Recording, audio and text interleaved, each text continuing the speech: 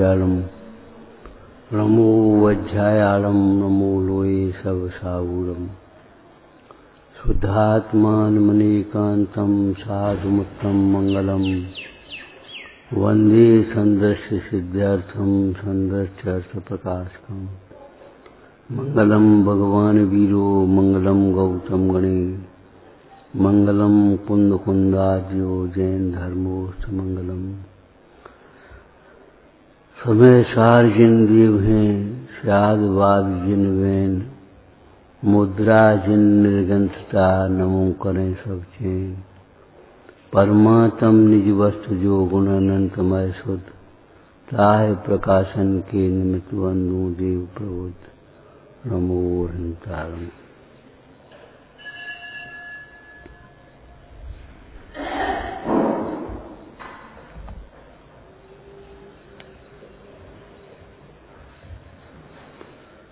साधु कहीं साक्षात शुद्धात्मक है, साक्षात मोक्ष मार्ग। पद्म पुराण में आया, जब दशरथ बैराग लेकर के जाने लगे दीक्षा के लिए, तो भरत भी मचल पड़े, हम भी चलेंगे। तो दशरथ ने भी कहा, तुम्हारा शरीर कोमल है, तुम अनुव्रतों का पालन करो, परीक्षा आदि कैसे सहन करोगे, क्या करोगे। तो भरत ने वहाँ एक बात कही है, यद्यपि गृहस्थ से परंपरा मोक्ष मार्ग सत्ता है, लेकिन साक्षात मोक्ष मार्ग तो मनी दशा में है।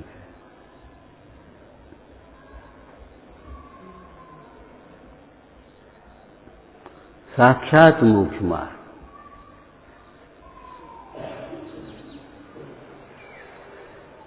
एक बीज का बीज बोया, उसी समय से भीतर होने लगी उसमें प्रक्रिया कुछ न कुछ, लेकिन एक अंकुरा निकल पड़ा, पेड़ हो गया। अब वो बात ही अलग है। गृहस्थ के जीवन से विपरागता ऐसी झलक नहीं रही है, लेकिन मुनराज तो वैराग रूपी महल के शिखर के शिखामणि है। साक्षात मोक्ष मार्ग, साक्षात शुद्धात्मा, शुद्धात्मा का जैसा स्वरूप है वैसा स्वरूप उनके जीवन में प्रकट हो गया।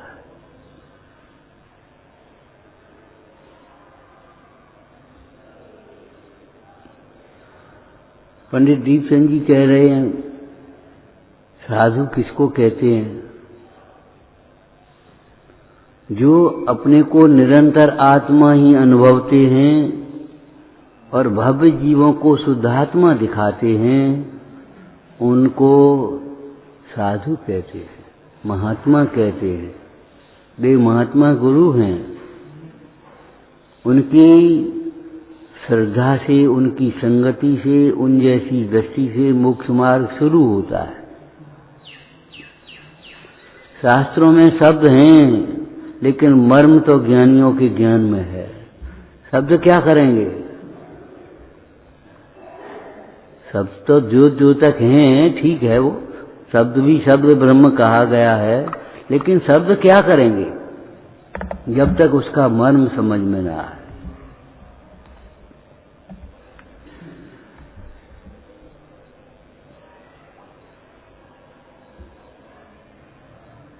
निरंतर अपनी आत्मा को साधते हैं।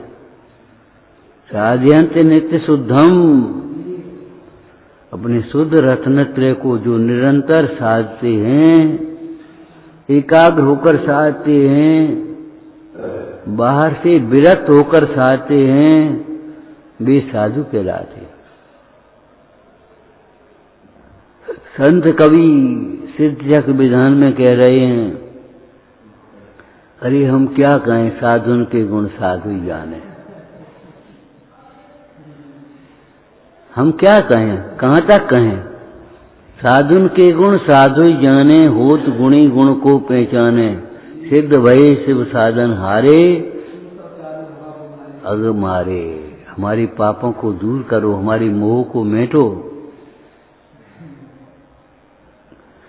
क्या मतलब हुआ?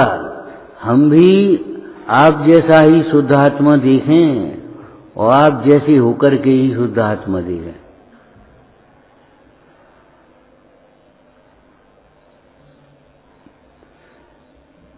आप जैसा शुद्ध आत्मा और आप जैसे होकर के शुद्ध आत्मा देखें।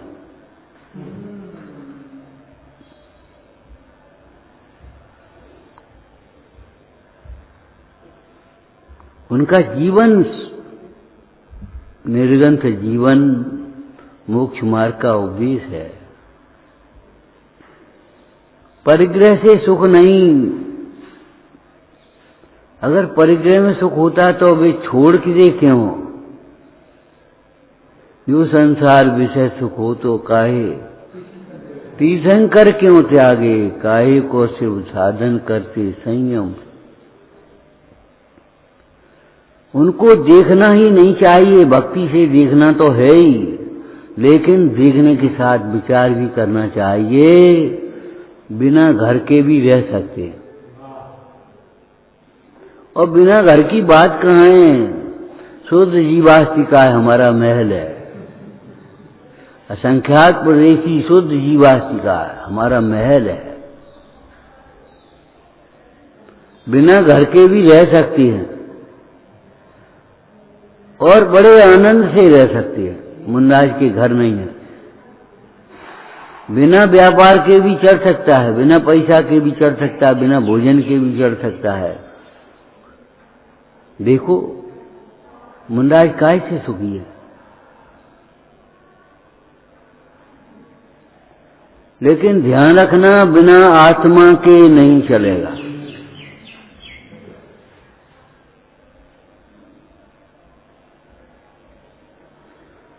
बिना भोजन के तो चलेगा, लेकिन बिना आत्मा के नहीं चलेगा। दिन रात आत्मा का चिंतन, मृद संभाषण में वही कथन, निर्वस्त्र दिगंबर काया से भी प्रकट हो रहा।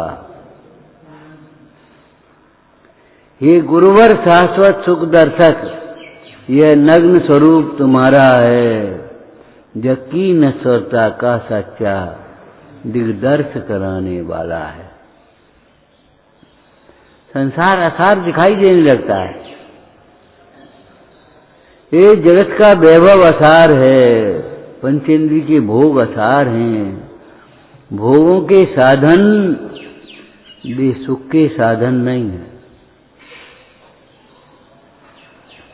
भोगों के साधन वे सुख के साधन नहीं है। शरीर की शक्ति वह आत्मा की शक्ति नहीं है। शरीर तो कैसा हो रहा है, गलित कुष्ठ, कलित कुष्ठ, और अंदर में अतीन्द्रिय आनंद का अमृत झर रहा है। उस अवस्था में सनत कुमार मुंडाज और बाजीराव मुंडाज कैसे आत्मा का अनुभव करते हुए आनंद रहते हैं, और कैसे कह रहे होंगे भैया हमें इससे भी भयानक कोई रोग है, इच्छा रूपी रोग, उसकी औषधि हो तो दे, ये तो कछु नहीं है। शरीर हम नहीं है, इसलिए शरीर का रोग हमारा रोग नहीं है।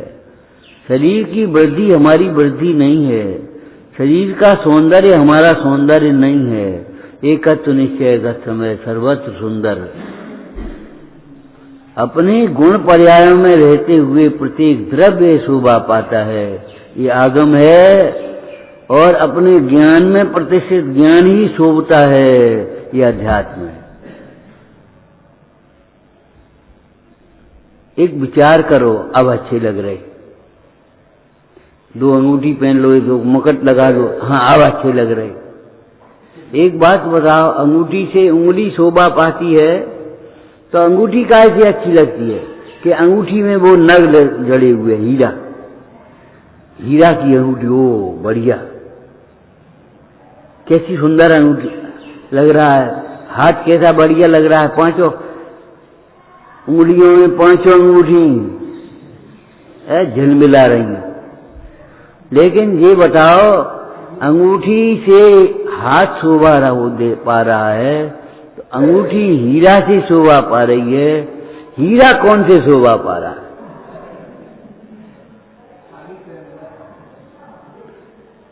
अगर आप कहोगे हीरा स्वयं से शोभायमान है, तो हम कहेंगे जब जड़ हीरा स्वयं से शोभायमान हो सकता है, तो चेतन हीरा क्यों नहीं स्वयं से शोभायमान? आत्मा स्वभाव से ही महान है, इतना ही स्वभाव से ही सुखमय है, स्वभाव से ही ज्ञानमय है, स्वभाव से ही प्रभुता संपन्न है, स्वभाव से ही सुखी है, कोई की जरूरत नहीं। प्रभु तू सब प्रकार से पूरा, तू किन बात अधूरा। का सोच रहे अधूरे अधूरे अधूरे, अधूरा सोचने वाले अधूरे ही रहेंगे। जीवन पूरा हो जाएगा, काम अधूरे रहेगा। तू सब प्रकार से पूरा है, अपने उस पूर्णता को देख तो सही। एक पहले दृष्टांत दिया था, ये शास्त्र पूरा है और ये अध्याय, एक अध्याय पूरा हो गया। पूरा है क्या अधूरा? और जब एक अध्याय पूरा है तो एक सूत्र पूरा हो गया। आज 8 दिन स्वाध्याय चल गया, एक सूत्र आज ये पूरा हो गया। तो एक सूत्र पूरा है कि नहीं? और एक सूत्र जब पूरा है तो एक एक अक्षर पूरा है कि नहीं? अधूरा क्या है बीच में? अधूरा है मूर्ख की कल्पना है, अज्ञानी की कल्पना है अधूरी। अभागों के मंसूबे अधूरे हैं, कभी पूरे नहीं होंगे। लेकिन ज्ञानी का ज्ञान पूरा है, शुद्धात्मा पूरा है, उस शुद्धात्मा की शरण ले ली, इसलिए ज्ञानी का ज्ञान भी पूरा है। जो पूर्ण देखे आत्म को वह पूर्ण आत्मा प्राप्त हो, अपूर्ण देखे आत्म को अपूर्ण आत्मा प्राप्त हो। जो अपने को पूरा देखता है वह पूर्णता को प्राप्त होता है, जो अपने को अधूरा देखता रहता है, अपने को अधूरा देखता है, वह अधूरेपन को ही रहता है, जीवन अधूरा रहता है। पहले आपको एक दृष्टांत दिया था, एक लड़का 20 वर्ष का 25 वर्ष का हो गया। अब 25 वर्ष का लड़का, उसे अधूरा अधूरापन लगता, अकेला अकेलापन, सूना सूनापन, एक सुस्त सा रहता है। माता ने देखा, पिता ने देखा, एक काम करो, एक जाको ब्याह कर दो। पत्नी के बिना अधूरा लगता है। अब पत्नी आ गई, अब गोद सुनी, 3 साल हो गए, बहू के बाल बच्चे ही नहीं है। पहले पत्नी के बिना अधूरापन लगता था, अब बच्चे के बिना अधूरापन लग रहा है। और बच्चा तो है, इसकी एक बहन नहीं है, एक बहन और हो जाए तो बहन और हो गई। अब जगह नहीं है, कमरा और बनवा लिया ऊपर। अब पैसा नहीं है, व्यापार और बढ़ा लिया। आमदनी थोड़ी है और आमदनी करने लगे। न बिता करो, न पैसा पूरा पड़ता है, न जगह पूरी पड़ती है, अधूरे के अधूरे रहते हैं और अंत में समाधि के समय में अकेले के अकेले रहते। बताओ, अकेली रोटी तो और क्या करोगे तुम? बता, क्या करोगे? दाल से रोटी की कोई पूर्णता होगी? अकेली रोटी खाने वाले कितने लोग रहते? तुमने देखिए राम लखन, अकेली रोटी ऐसे लाई और खाने लगे। अकेली रोटी, और तुम्हारे सामने रख दें, तुम कह अकेली रोटी कुछ बनाओ नहीं, कैसे खाए? भैया अकेली रोटी ऐसे काय खाओ, दांत से खाओ और कैसे खाए? मुंह से खाओ और कैसे खाए? अच्छा, मुंह से और दांत से खाने जाते हो, हमारे दांत नहीं, दांत है। विचार करो, संतोष से खाओ, निष्प्रयता से खाओ, प्रसन्नता से खाओ। सौभाग्य मानो रोटी मिली तो है, एक एक लोगों को रोटी भी नहीं है। देखो संसार, फुटपाथ पर सो रहे हैं, भीख मांग रहे हैं, रोटी का ठिकाना नहीं। एक सेठ के घर में किया दारिद्र ने डेरा, भोजन का ठिकाना भी न था सांझ सवेरा। अब संजा का है कि नहीं ये पता ही नहीं। सवेरे रोटी खा ली है और शाम की पता नहीं है उनको। अरे मुंडाज ने भी आहार लिया है आज, कल कहाँ होगा पता है उनको? निमंत्रण है कोई कहेगा क्या? कोई नहीं कहेगा। और निश्चिंत, लेकिन वे तत्व ज्ञान के बल पर निश्चिंत हैं, अपने वैराग्य से निश्चिंत हैं। और जे पापी चिंता में पड़ा है, कल का होए, संजा का होए, संजा का होए। और 4 बजे जे आए, भैया घरे ही रोटी खा लियो, ले खत्म हो का होए। एक रिवाज है समाज में, जहां मरण हो जाता है तो जब तक उठावनी और वो न हो तब तक भोजन नहीं बनता। 4 जगह से भोजन आया, बोलो अरे कौन करने वाला है? हम तुम मिथ्या का अभिमान करते हैं। बोलो 4 जगह से भोजन आ जाता है कि नहीं आ जाता? फेंकना पड़ता है कभी कभी। अब क्या करें? करो का पुण्य की स्वतंत्रता को देखो, किसी भूखे को खिलाओ भाई, और हम क्या करेंगे?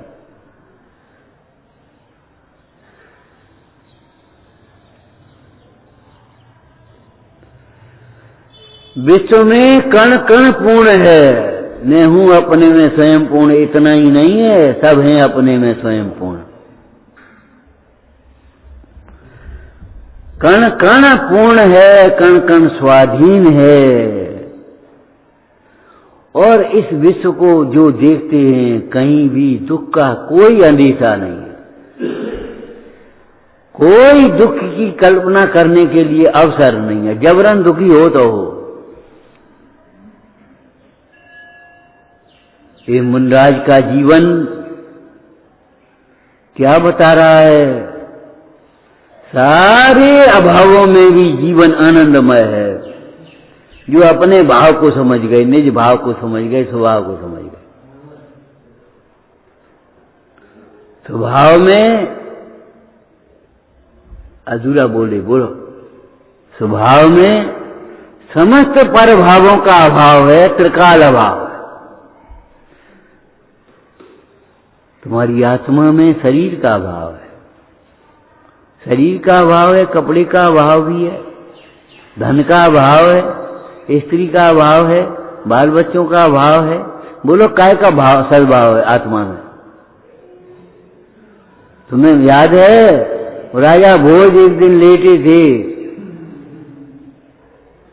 लेटे सो अपनी एक कल्पना आ गई,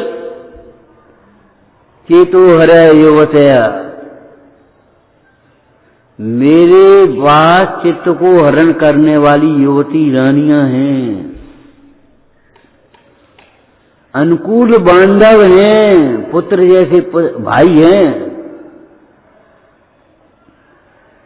पुत्र आज्ञा टाल दे लेकिन भाई आज्ञा न टाले, पुण्य के उदय में ऐसे ऐसे भाई होते। भैया के सामने हम नहीं बोल पाए भैया।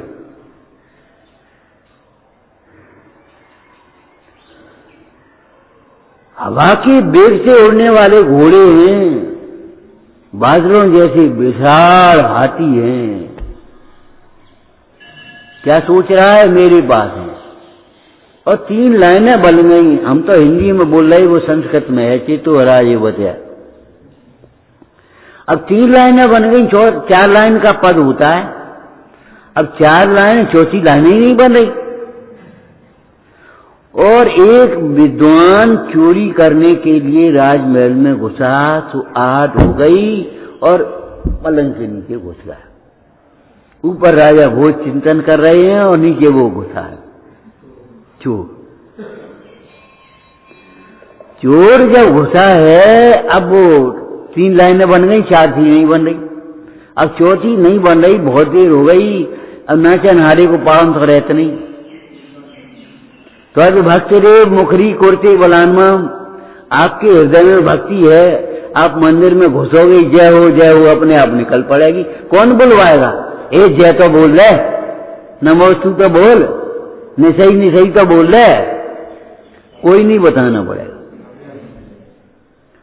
जय वीतराग विज्ञानपुर, जय मोह तिमिर को हरण सूर। स्तुति निकलने लगती है।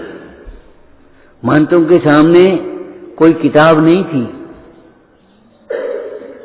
महंतों स्वामी के सामने कोई किताब नहीं थी। भक्तामर तुम शुद्ध नहीं पढ़ पाओगे, अभी एक आधा शुद्धि रह जाएगी, लेकिन महंतों के स्वामी किताब ही नहीं और बोलते चले आ रहे। उनके सामने आदिश्वर थे, उन्होंने अपने ज्ञान में आदिश्वर की स्थापना कर ली। आदिश्वर सामने और स्तुति निकलती चली आ रही। भक्ता अमर पुण्यतमौल मणि प्रबाणा मुद्योत कम दरित पाप तमो वितानम सम्यक प्रणाम में जिन पाजीवम। भक्ति स्वयं वाचाल करती है। ऐसे ही हमारी पाप के कर्म में हमें उल्टे सीधे शब्द सुनने पड़ते हैं, उल्टी सीधी घटनाएं सुननी पड़ती हैं, देखना पड़ता। बस तबीयत खराब है और अपना बहुत मित्र है, उसको सुनने पर ही क्या करें। पाप के उदय में जो नहीं सुनना चाहते हैं वो सुनना पड़ती, जो नहीं देखना पसंद है वो देखना पड़ता। जिस समय देखना चाहते थे अपन मंदिर वन में खिड़की में से दर्शन भाई चलो चलो,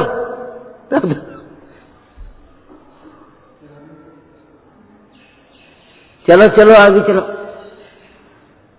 हो गई दर्शन, अब घर जाओ। पुलिस लगी है, मंदिर की खिड़कियों पर दर्शन हो रहे हैं और बस बंद, जाओ घर पढ़ लियो। जिनवाणी न सुनने का फल है। एक लड़का कह रहा था, सही बात है ये, जब योग मिलता है तब हम उसको करते नहीं है, और जब करना चाहते तब योग नहीं मिलता। चना है तब दांत नहीं है, और दांत है तब चना नहीं।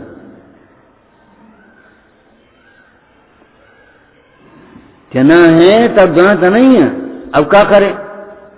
ले खा, अब खाएं का पीछो तब खाएं।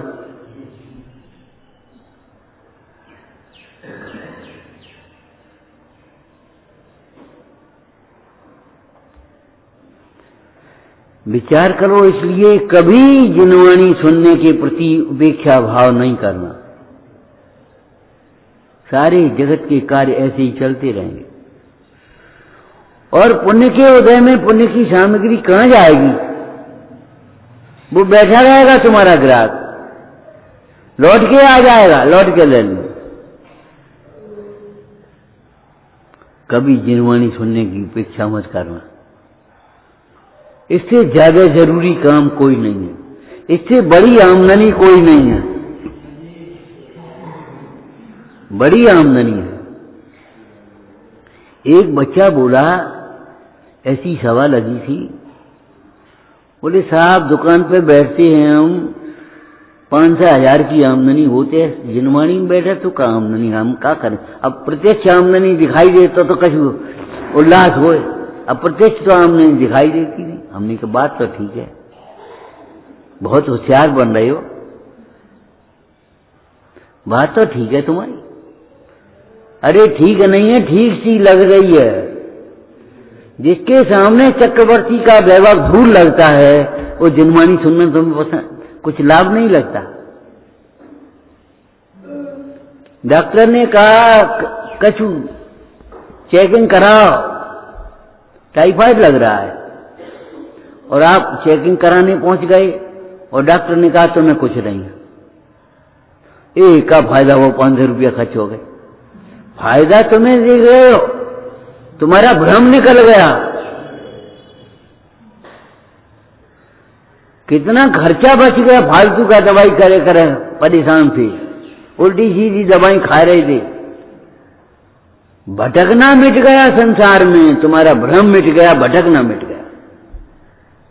चक्रवर्ती का वैभव जिसके सुनने पर धूल जैसा लगता है, उस जिनवाणी के सुनने का फल क्या समझे जगत के प्राणी। उनकी आंखों से दिखता है, सो कहता है प्रत्यक्ष, अरे तुम्हें मालूम है प्रत्यक्ष ज्ञान और परोक्ष ज्ञान दो प्रकार के प्रमाण ज्ञान होते हैं। क्यों भाई होते हैं? प्रत्यक्ष ज्ञान कौन कौन से होते हैं? कह रहे हम लगा कौन से होते प्रत्यक्ष ज्ञान?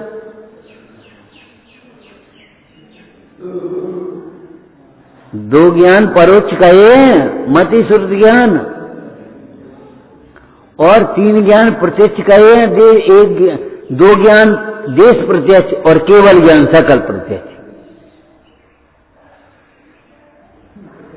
तास भेद दो है परोक्ष प्रत्यक्ष तिन माही, मति श्रुत दो परोक्ष अच्छ मन तय उपजाई।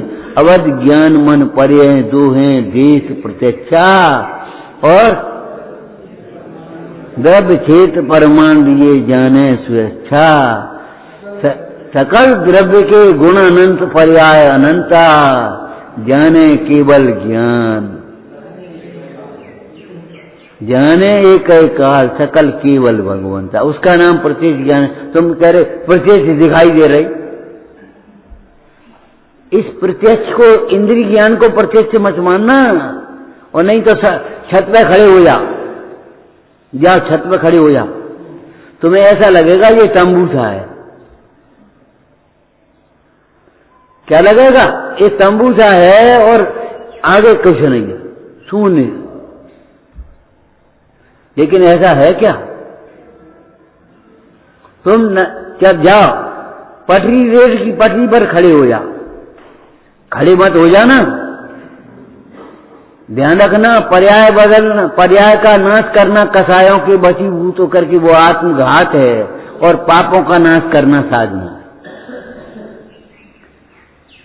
कसाय के वशीभूत होकर के पर्याय का नाश करना ये आत्मघात है। रेल की पटरी पर खड़े हो गए, नदी में कूद पड़े, आग लगा लई, फांसी लगा लई, ये कोई अच्छे काम नहीं है, अच्छे लोगों की काम नहीं है, बहुत बुरे काम है। इनसे जीव की दुर्गति होती है।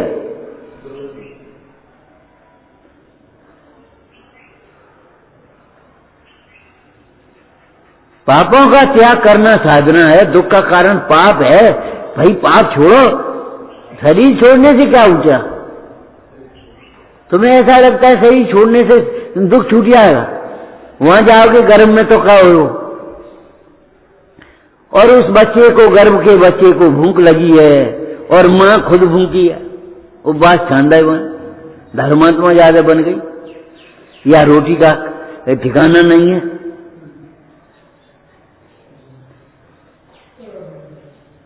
आंचल से दूध पिलाना चाहती है मां, लेकिन दूध निकलते ही नहीं कछु है का। अब क्या करें हम? भाई संसार के दुख तुमने ये देखे नहीं? क्यों नहीं देखे? तुम्हारे पास आगम की दृष्टि नहीं है, अंतर की दृष्टि नहीं है। अंतर की दृष्टि से देखो, आगम की दृष्टि से देखो, तुम्हें सब कुछ दिखाई देगा, और सही दिखाई देगा। हमें इन दृष्टि ऐसे सुन रहे हैं कान से, तो ये लग रहा है ये हमारी निंदा कर रहे हैं, और आगम से देख रहे तो कर्म हमारी निंदा कर रहा है, ये तो निमित्त मात्र है, ये कछु नहीं, इनसे बैर नहीं होगा। और कर्म के नाश के लिए उद्यम करोगे तुम। रेल की पटरी पर खड़े हो जाओ और देखो, रेल की पटरियां मिलती हुई दिखाई देंगी। कभी मिलती हैं? बोलो, मिलती हुई दिखाई दे रही हैं? कभी मिलती हैं? अरे दुनिया के चक्कर में मत आओ, घड़ी को घड़ी कहते हैं यहां तो।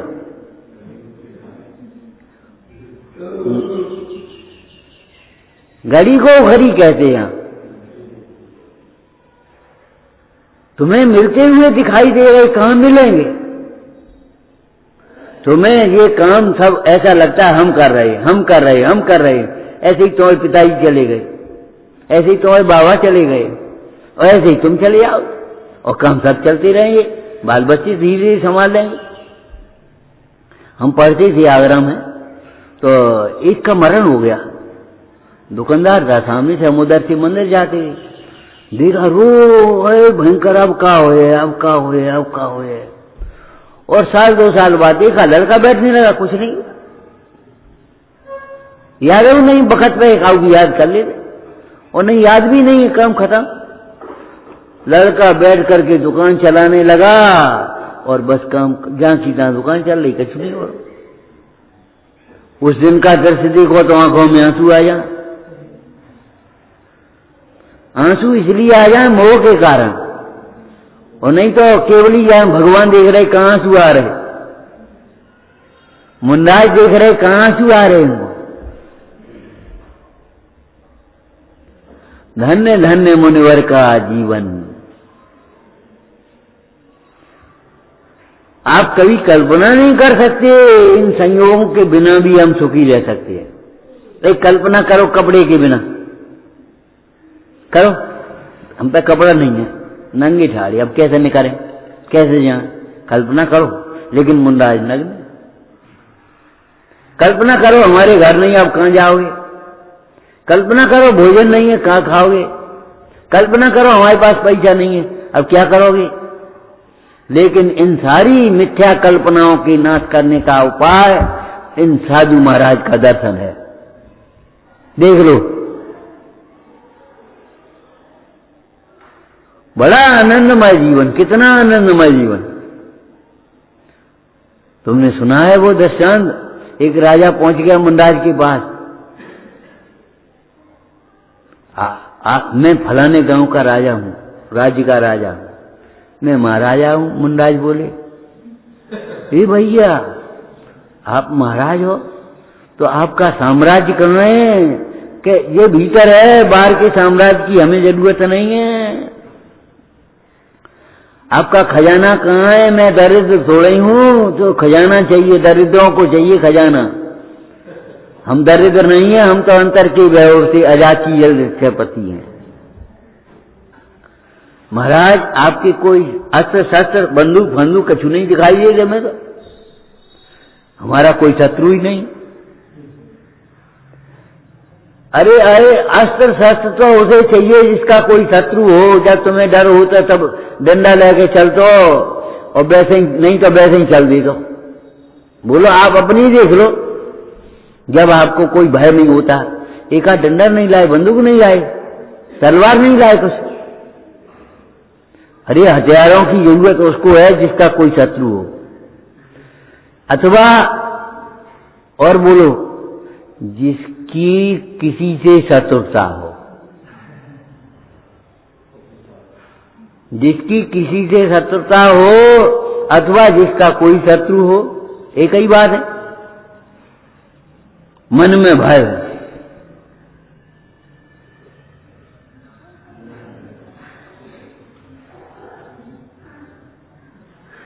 मन में भय है तो अब डंडा चाहिए, हथियार चाहिए। कमजोर आंख में चश्मा चाहिए, मैं कमजोर टांग में डंडा चाहिए, चलो चल। कमजोर पाचन हो तो चूर्ण चाहिए, आप बताओ। और स्वस्थ में क्या चाहिए? कछु नहीं है। और आनंद, ऐसे मुंडाज को कुछ नहीं चाहिए और परम आनंदमय जीवन।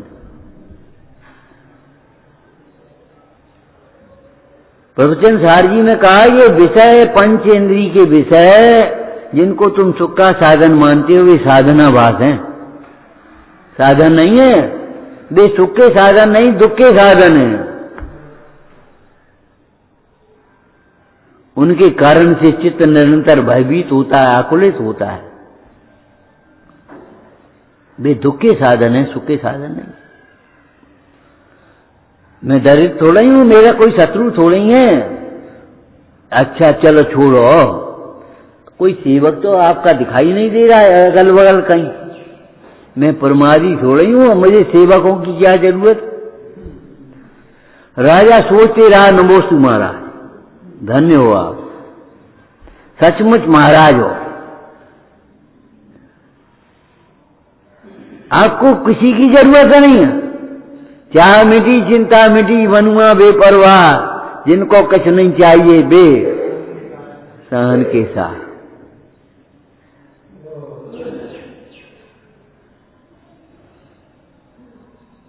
दृष्टि बदलो, सब कुछ बदला हुआ नजर में आएगा। और दृष्टि नहीं बदलोगे तो क्या नजर में आएगा? दृष्टि जब बदल गई तो संसार असार दिखने लगा, भीतर सार दिखने लगा। और नहीं तो भीतर मलमूत्र दिखाई देता था, ऊपर से सुंदर चमड़ी दिखाई दे रही थी, और क्या दिखाई दे? ऊपर सुंदर रस दिखाई दे रहा था, भीतर में कछु नहीं दिखाई दे रहा, अंधेरा दिख रहा था। विचार करो, मुंडाज को अंधेरा कहाँ दिख रहा है? अमावस की रात में घनी अटवी में भी उन्हें और चैतन्य चैतन्य दिखाई दे रहा है। चैतन्य चैतन्य भास रहो रे। बोलो बोलो, क्या पढ़ते हो? चैतन्य चैतन्य भास रहो रे, रंगमा रंग रहो रे, थारे ही रंगमा रंग। छोटा सा भी भजन पढ़ो, लेकिन उसका विचार करो।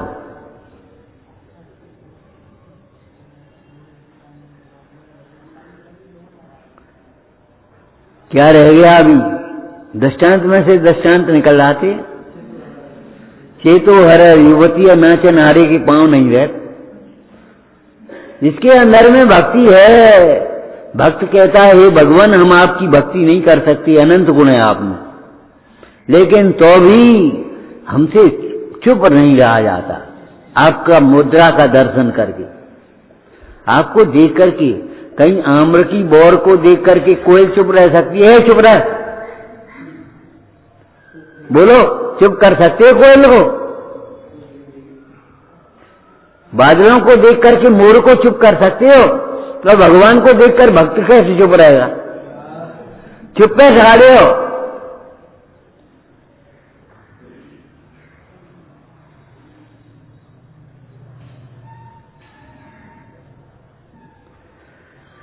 तो वो चोर था विद्वान,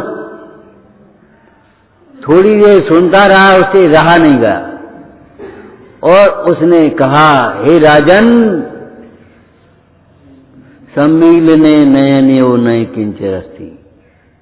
आंख खुली है तो रानियां हैं, महल हैं, हाथी हैं, घोड़े हैं, खजाना है, मित्र हैं, बांधव हैं, पुत्र हैं, सब कुछ है। और आंख बंद करी तो कौन है?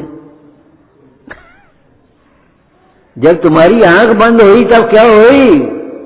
लेकिन ध्यान रखना, शरीर की आंख बंद होने से पहले अंदर की आंख खुल जाना चाहिए। कुछ लेकर के जाओ, बनिए हो, जितना लेकर के आए हो उससे ज्यादा लेकर के जाओ। जिस पुण्य से तुम मनुष्य पर्याय में आए हो उससे ज्यादा कुछ लेकर के जाओ। वैसे ही मत चले जाओ कि मनुष्य मर गए तो त्रियंच में पहुंच गए।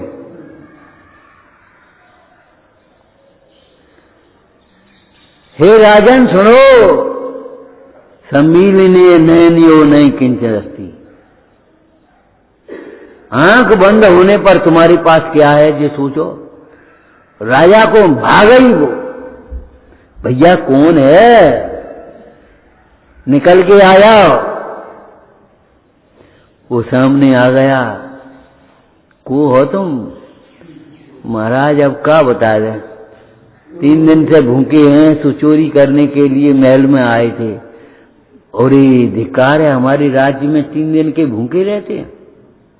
विद्वानों की ये दशा, कवियों की ये दशा।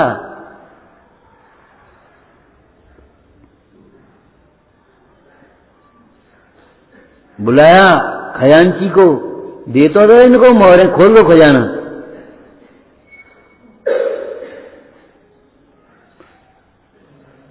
ज्ञानी के गुण, ज्ञानी का उपकार, ज्ञानी की महिमा ज्ञानी ही जान पाता है। विद्वान विद्वान के श्रम को समझता है। वो विद्वान था, बड़े चोरी करने के लिए आया, लेकिन राजा समझ गया, ओ धन्य। और राजा ने क्या देखा, हमारी गलती है, हमारे राज्य में ये रह रहे, हमने ध्यान ही नहीं दिया।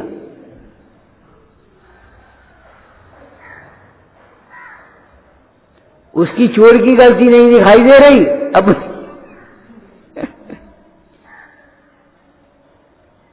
ऐसे अनेकों प्रसंग हैं।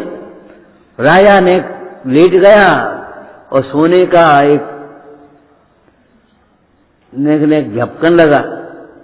वो पैर दाब रहा था सेवक और हाथ में अंगूठी, तो उसने धीरे से खींच ली। राजा कुछ नहीं बोला, समझ तो गया लेकिन कुछ नहीं बोला। दूसरे दिन पर दूसरी अंगूठी पहन ली। दूसरे दिन दूसरी अंगूठी जब वो राजा के पैर दबाने लगा सेवक, तो दूसरी अंगूठी खींचने लगा। तब राजा बोला, भैया कल वाली तो तुझे दे दी, आज काय को खींच रहा हूं। अच्छा मेरी गलती है, तेरा पेट नहीं भरता होगा। अरे पेट न भरे तो भी हमारी गलती है, और पेट ही नहीं भरे तो भी हमारी गलती। तुम्हारी पेट ही नहीं भर रही। क्यों नहीं भर रही? पेट तो भर रहा है, पेट ही नहीं भरी, तो भी हमारी गलती है। हमने तुम्हें जिनवाणी क्यों नहीं सुनाई?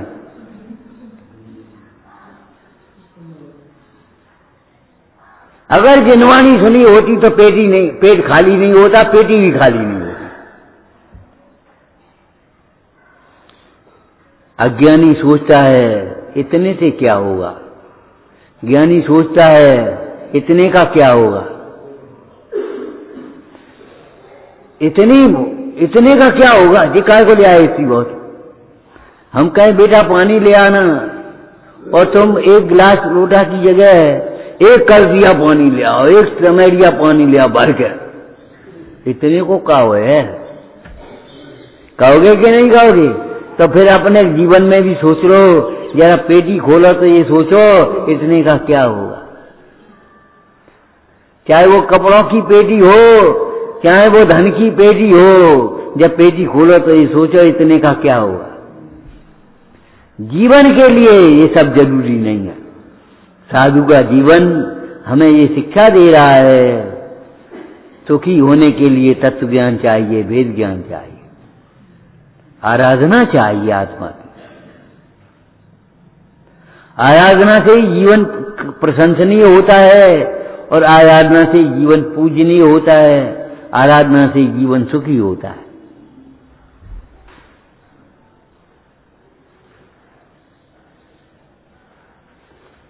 और कोई अच्छी बात बताओ।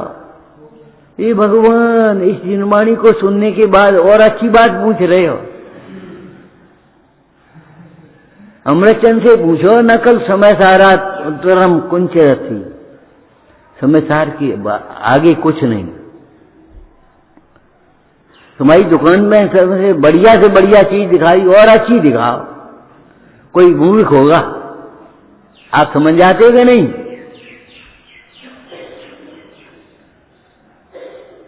अच्छी से अच्छी सब दिखा दी और तुम कह रहे हो और अच्छी दिखाओ, इसका मतलब है मूढ़ हो। तो आत्मा से बढ़िया कोई चीज मानते हो तो तुम मूढ़ हो। आत्मा से बढ़िया कोई नहीं, सुंदर कोई नहीं होता। सबसे सुंदर आत्म स्वरूप, और उस स्वरूप को दिखाने वाले परमेश्वर आज हमें मिल गए महाभाग्य से। स्वरूप को समझाने वाले शास्त्र हमें मिल गए, ये हमारा परम सौभाग्य है। हमारे जीवन की कभी ये मत सोचना कछु कमी है, हम पे कछु नहीं है, हमारे बड़े पाप को उदय। भगवान के दर्शन मिले, जिनवाणी सुनने को मिली। अगर यहाँ भी बैठे पाप का अनुभव करोगे, पाप के उदय का, तो पुण्य का उदय कहाँ से आएगा? अति पुण्य उदय मम आयो, प्रभु तुमरो दर्शन पायो। तुम ही पढ़ रहे थे।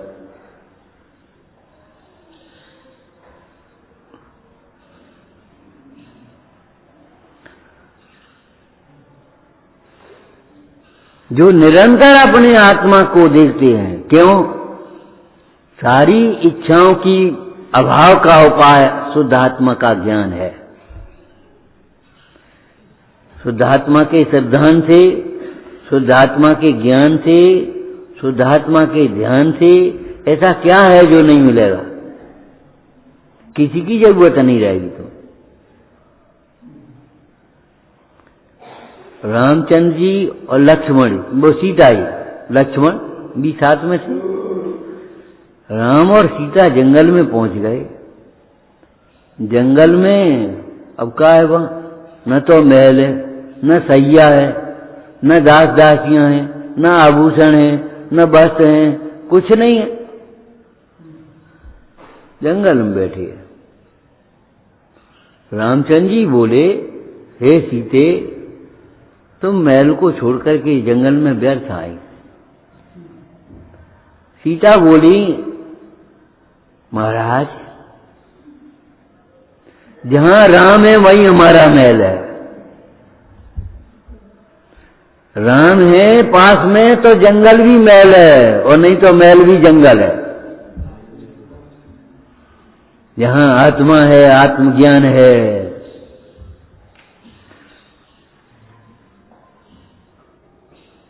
आत्मज्ञान यदि प्रकट हुआ तो शेष ज्ञान से फिर क्या काम। आत्मज्ञान नहीं हुआ, प्रकट हुआ तो शेष ज्ञान से फिर क्या काम। तुमने आत्मा को नहीं जाना तो उस तुम्हारा ज्ञान क्या काम करेगा? मरते समय संकलेश से मर जाओगे, और आत्मज्ञान हुआ तो शांति से मरोगे।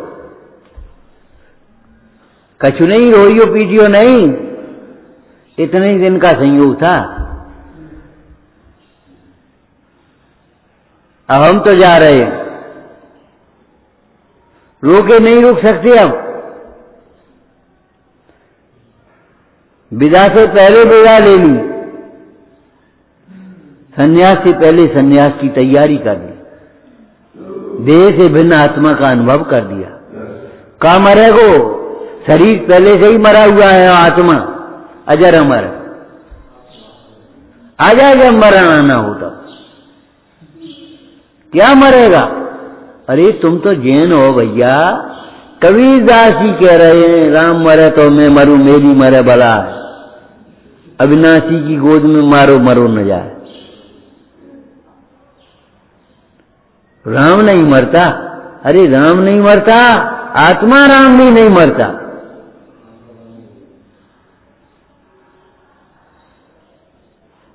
मरने की कोई व्यवस्था नहीं। अस्तित्व गुण के योग से कोई नहीं जग में मरे, कोई व्यवस्था ही नहीं है मरने की। क्यों आत्मघात का परिणाम करती हो? क्यों जे मर जाए तो अच्छो है, जे मर जाए तो अच्छो है। अरे तुम्हें क्या मिल जाएगा? तुम क्यों ऐसे भाव करती हो? अप्रमत्त चर्या, सदैव सावधान रहो, किसी जीव की विराधना न हो जाए, इस बात का ध्यान रखो। ये आगम सिखाता है हमें, और अपनी विराधना न हो, ये अध्यात्म सिखाता है। अप्रमत्त शासन है ये। अप्रमत्त गुणस्थान होता है, सुना पढ़ा होगा, है? सुना ना जरा गुणस्थानों के नाम सुना ना। अरे बहुत से बेचारे ऐसे बैठे हैं जो आज ही बैठ गए, आज ही नहीं बैठ गए, लेकिन गुणस्थानों के नाम नहीं आ रहे। बताना जरा। मिथ्यात्, सासादन, मिश्र और अविरत सम्यक दर्शन और देश व्रत, प्रमत्त विरत, अप्रमत्त विरत और अजयकरण, अपूर्वकरण, अनिवृत्तिकरण, उपसाम्प्राय, उपशांत मोह, उपसाम्प्राय नहीं, उपशांत मोह, क्षीण मोह और सहयोग केवली और अयोग केवली, बाकी बात सिद्ध भगवान। समझना, आत्मा में गुणस्थान भी नहीं है और सिद्ध भगवान में भी गुणस्थान नहीं है। सिद्ध भगवान सारे गुणस्थानों से पार हो गए। क्यों? आत्मा सारे गुणस्थानों से पार है। आपका कौन सा गुणस्थान है? हमारा कोई गुणस्थान नहीं, हम आत्मा है, ये सोचो। हाँ, अब समझ गए हम। इनका चौथा गुणस्थान तो है ही कम से कम। भले व्रत नहीं हुए हो, लेकिन तो भी चौथा गुणस्थान आ गया। क्यों? इन्होंने अपने को आत्मा समझ लिया। कह दिया ऐसे नहीं, तुम भी कह दो तो स्वभाव चौथा हो, ये ऐसा नहीं है। जिसने अपने को आत्मा समझ लिया उसका चौथा गुणस्थान आ गया। मोक्ष मार्ग की पहली सीढ़ी पर पैर रख दिया उसने। प्राक पदभ्याम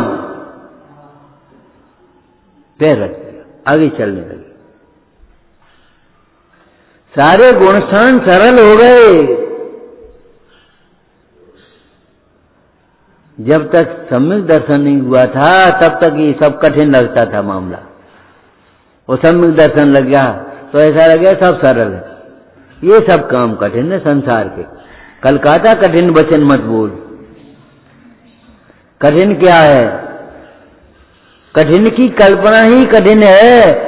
हमारी कल्पनाओं ने उसे कठिन बना दिया है। क्या कहा?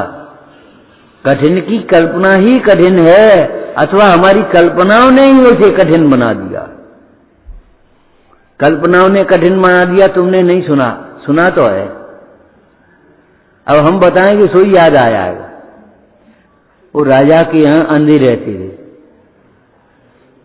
अंधे लूले लगे अपने काम करते रहते, कोई दवाई घोंट रहा हो, कोई रस्सी बट रहा हो, कोई कछु कर रहा हो अपने, और खाए पी के मगन रहते यार। जिनका कोई व्यवस्था करने वाला नहीं है उनकी राजा व्यवस्था कर रहा था।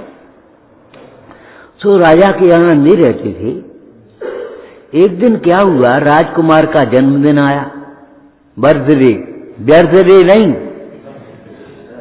बर्थडे। बर्थडे व्यर्थ ही डे है। नाच रहे, कूद रहे, गाए रहे, कछु मतलब नहीं है। भगवान का स्मरण भी नहीं कर रहे तो आत्मा की बात तो बहुत दूर है। गुब्बारे फुलाए रहे और बस, और फूले फिर रहे। हमने नई कपड़ा पहन लाए, आज हमारा बर्थडे है। अरे बर्थडे तो सब है जब कपड़ा उतारे, जिस दिन कपड़ों की जरूरत न रहे, सारे आवरण क्षीण हो जाए, निरावरण। तो राजकुमार का बर्थडे था। मेड पहुंचा अंधों के पास। अंधों का जो मेड था वो पहुंच गया। सुनो, आज तुम्हारे लिए खीर बनेगी बढ़िया। तो अंधे घबराए, बोले खीर बनेगी? कैसी खीर है? कि बिल्कुल भक्त सफेद। अब अंधे को सफेद बता रहे। अब समझ में नहीं आई, कैसी सफेद? के बगुला जैसी, बिल्कुल बगुला जैसी भक्त। तो एक अंधा था, उसने कहा भैया इनकी समझो जो क्या कह रहे। तो उसने समझा बगुला कैसा होता है, तो उसने ऐसे बता दिया, हाथ से ऐसे हाथ करके बता दिया, ऐसी चोंच है, ऐसी वो है, और ऐसा बगुला है।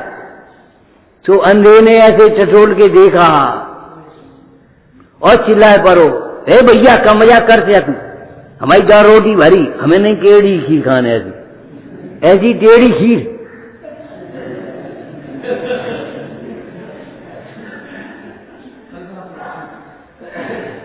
क्या कह रहे थे, काय का दृष्टांत दे रहे थे?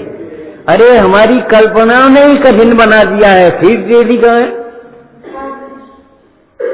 खीर तो बहुत सरस है, लेकिन तो उस अंधों की कल्पना ने, ओ भैया बड़ी टेढ़ी खीर, ऐसी टेढ़ी खीर हमें नहीं खाने, हमारी 2 रोटी भरी है।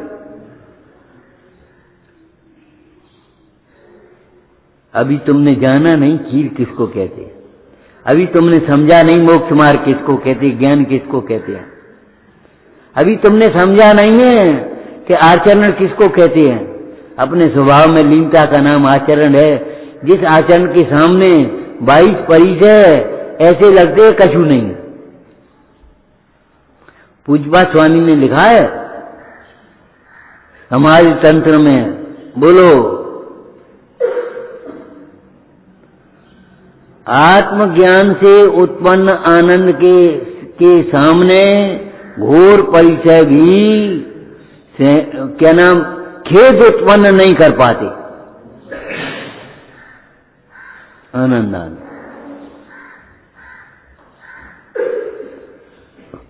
आनंद से जीते हैं, आनंद से ही देह छोड़ देते हैं, समाधि हो जाती है, उनको कोई कष्ट नहीं।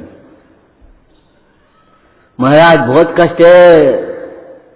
उस दिन कोई कह रहा था, वो है एक इनकी बादराज मुंडाज की वो दृष्टांत अधूरा रह गया। बादराज मुंडाज के पास जब सेठ पहुंचे, महाराज अब आपका कष्ट देखा नहीं आता। मुंडाज बोले देखना नहीं आता तो देखा कैसे आया, क्या बात है, क्या बात है? आपके एक अंग में दुर्गंधी और पीप झर रहा है, गलित कुष्ठ हुआ है और लोग मजाक करते हैं। अच्छा, बोले इसमें कष्ट की क्या बात है? देवता के विकृत नहीं, मंदिर के विकृत होने से देवता विकृत नहीं होते। हम लखन तुम्हें मालूम है, गांव में मंदिर होते थे। अभी गांव के मंदिर अपने चले आए, कॉलोनियों में चले आए। अभी मंदिर कैसे हो गए? खंडर उजड़ गए। क्या मंदिर के खंडर होने से प्रतिमा खंडित हो गई क्या? क्यों? प्रतिमा भिन्न है और मंदिर, ऐसे शरीर भिन्न है और आत्मा भिन्न है। शरीर में रोग होने पर भी आत्मा रोगी नहीं हो गया। हमें तो कोई कष्ट नहीं, हम तो अपने आनंद में मग्न रहते हैं। अब आपको तो नहीं है, शरीर को तो है ही, और बदनामी तो होती ही है धर्म की कि जैनियों की मुनि महाराज के शुक्र हो। हम क्या करें, हम तो भिन्न अनुभव करते और हम क्या करें, और कर भी क्या सकते? और अगर कर सकते होते, अगर तुम कर सकते होते तो ये बताओ वो काम क्यों नहीं किया तुमने अभी तक? एक भाई बोला बहुत प्यास लगी है, हमने पानी पी ले। पानी नहीं पी सकती रात को, तो पानी होते हुए भी प्यासे क्यों? पी नहीं सकते, तुम्हारा नियम है, यही तो है ना। और नियम ज्ञान का है, समझ का है। अगर उल्टा सीधा होता तो छोड़ो, का करने नियम हो, पी ले, अब देगी है, कोई नहीं देख रहा हो, ऐसी बातें आती। और अगर नियम समझ पूर्वक है, नहीं भैया पानी तो नहीं पीना हमें, हम जैन हैं, जिन्हें भगवान सारा लोकालोक देख रहे हैं। अरे पानी की क्या बात, रात को अमृत बूंद न पीनी है, जग जाहिर है बात रात को नहीं खावे बेचैनी है। तुम पानी की बात कर रहे? बादराज मुंडाज बोले भैया अगर हमें करने की शक्ति होती तो हम काय को कष्ट सह रहे होते। हमें तो न कोई करने का भाव है, न कष्ट है, कुछ नहीं है। रोग कब हुआ हमें ये भी नहीं मालूम, कब मिटेगा ये भी हम सोच नहीं रहे। भविष्य की चिंता में वर्तमान को नहीं बिगाड़ रहे, वर्तमान में अपने आत्मा का अनुभवन कर रहे। अच्छा, फिर धर्म की लाज रखे भी के तो कुछ करो आप, कि हम क्या करें? हमारे करे बिना धर्म की लाज होगी, हमारे करने से धर्म की लाज नहीं रहेगी। सेठ ने देखा जी तो कछु कही नहीं रही, आश्वासन ही नहीं दे रहे, चले गए बेचारे। लेकिन सवेरे आए, राजा आया, प्रजा आई, सेठ आए, और हर्ष के आंसू हैं, कंचन वर्णी काया शरीर बादराज मुंडाज की, और निकले चले आ रहे बादराज मुंडाज गुफा में से। कंचन वर्णी काया, जिसे देख करके ओ आश्चर्य कर रहे।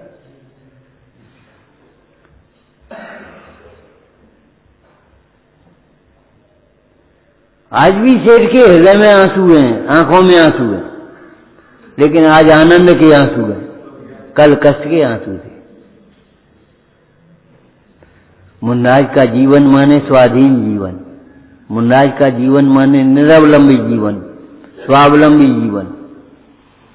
सारी समस्याओं का समाधान मुंडाज के जीवन को देखने से ये साता है कि एक आत्मा में सबका समाधान है, एक आत्मज्ञान में ही सर्व समाधान है। धन्य धन्य आत्मा आनंद का निधान है।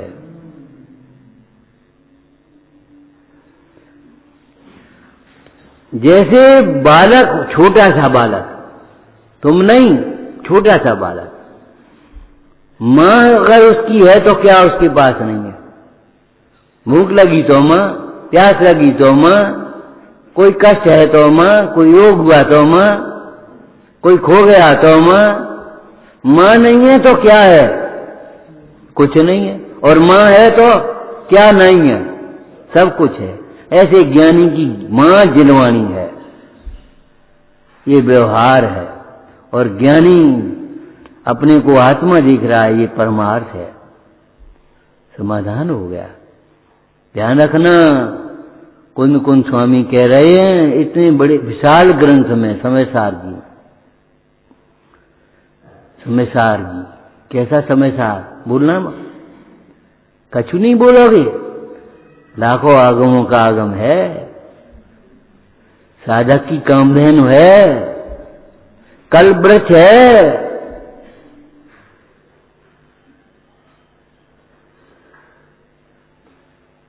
जिसको जाने बिना संसार में भ्रमाता ही रहे, उस अज्ञान को मेटने का उपाय है।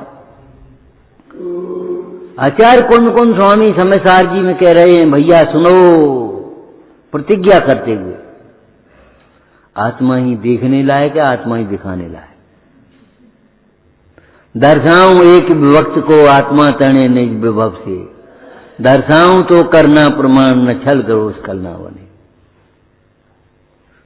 आत्मा ही दिखाने लायक है। क्यों? आत्मा को देखने पर ही सर्व दुखों का अभाव होता है, सर्व संसार का अभाव होता है। दर्शावें जग को सुखार, दर्शावें जग में सुखार, जावे शुद्ध चिद्रूप, क्या है? ध्रुव मंगल शुद्धात्म सा, आत्मा ही दिखाई। हमें प्रवचन सार जी याद आ रहा है, बोलो क्या करें? कहो कि कहें, ये कहें, आचार्य के समीप जब शिष्य पहुंचा तो कह रहा, हे गुरु आपने हमें सर्वस्व दिया। सर्वस्व दिया माने क्या दिया? तुम्हें एक ने गेहूं दे गए, एक ने आटा दे दिया, एक ने रोटी, यहीं बैठ के रोटी खा ली, बोलो, और एक ने भूख मिटा दी। कौन बड़ा दाता है? गेहूं देने वाला कि आटा देने वालों, क्या रोटी देने वालों, के दाल देने वालों, के यहीं बैठ के खा ले? कौन है बड़ा दाता? कि जिसने भूख मिटाई है वो बड़ा दाता। जिसने बैठ के रोटी खा लो उसने भी, कल का तो इंतजाम नहीं है, कल फिर कोई अब देखेंगे, देखना पड़ेगा। लेकिन जिसने भूख ही मिटाई है, जिसने भूख मिटाने वाली दाता, ये भगवंत हैं, संत हैं। पढ़ते हो, हमारे तो कानों में पड़ जाती है, तुम सार के दातार पाए, काज लग जाचू कहा, मोए आप सम कर ले स्वामी, यही एक वांछा। आप जैसा दातार कोई नहीं है।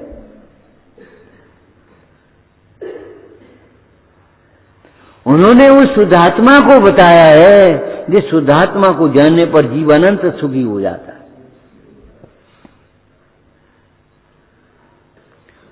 समझो, जिनवाणी को हृदय में विराजमान कर लो, जिनवाणी छोड़ करके कहीं मत जाओ,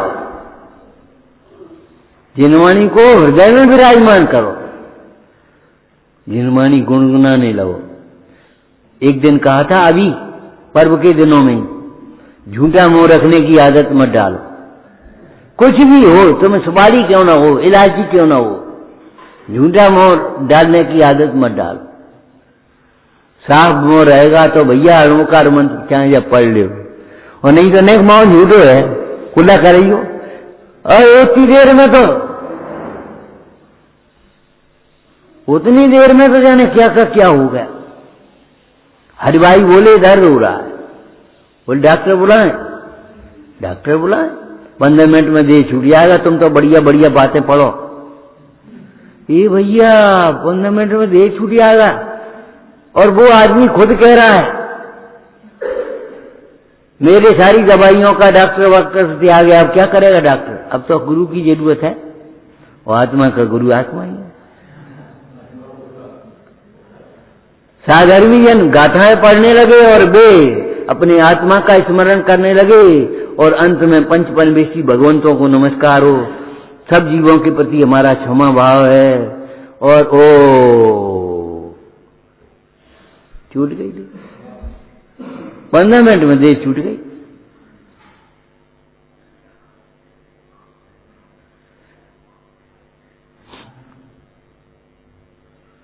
अरे देह छूट जाए तो क्या बात है, धर्म के लिए देह छूट गई, धर्म के लिए देह तो बहुत, देह के लिए धर्म तो बहुत छूटा है, आज धर्म के लिए देह छूटने का अवसर है, आनंद का उत्सव है। आया आया रे प्रसंग आनंद का। अरे रोमांच खड़े हो जाए सात जन का स्मरण करते हुए। साधु माने शुद्धात्मा, और एक कवि ने लिखा साध हुआ तो सिद्ध हुआ, करनी रहे न को। श्रावक होना कठिन है, साधु कहते हो, और साधु हुआ तो सिद्ध हुआ, करनी रहे न कोई, अब कछु करना ही नहीं, करना मिट गया।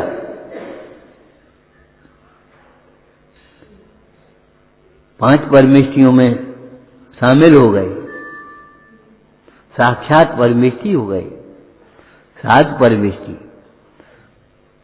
कौन सा वो परम पद है जिसमें साधु स्थित हैं, कि वह शुद्धात्मा रूपी परम पद है जिसमें साधु स्थित हैं, इसलिए साधु परमेष्ठी। समझ में आया? विचारना। ओम नमः सिद्धेभ्यः।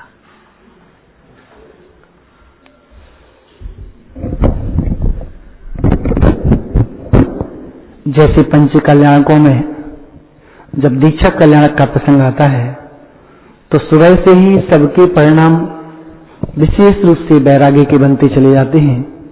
आज भी उत्तम संयम का दिन है, हम सबको सौभाग्य मिला है कि मंगल वचनों को सुनने का, और इन वचनों की प्रेरणा पाकर आप अवश्य ही ऐसा संयम धारण करें जिससे आप मोक्ष मार्ग के पथिक बन सकें, जिनमानी से जुड़े रहें, गुरुजनों से जुड़े रहें, भगवंतों की निर्विघ्न उपासना करते रहें। ऐसा कोई ना कोई एक संयम नियम जिसे कहें। महिमा है अगम जिनागम की, महिमा है अगम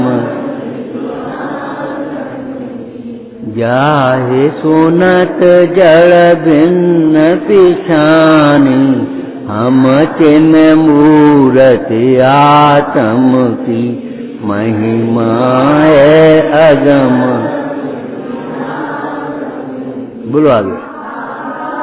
लिख दुख कारण जाने, त्याग बोध दीनी, महिमा है अगम जिनागम।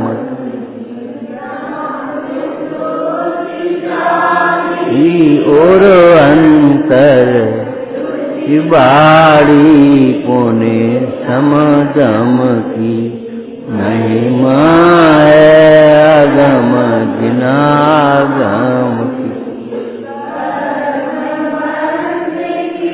भई निर्जरा हरण परम पराक्रम की, महिमा है अगम जिनागम। भागचन शिव लालच लागो, पहुँच नहीं है जहाँ जम की,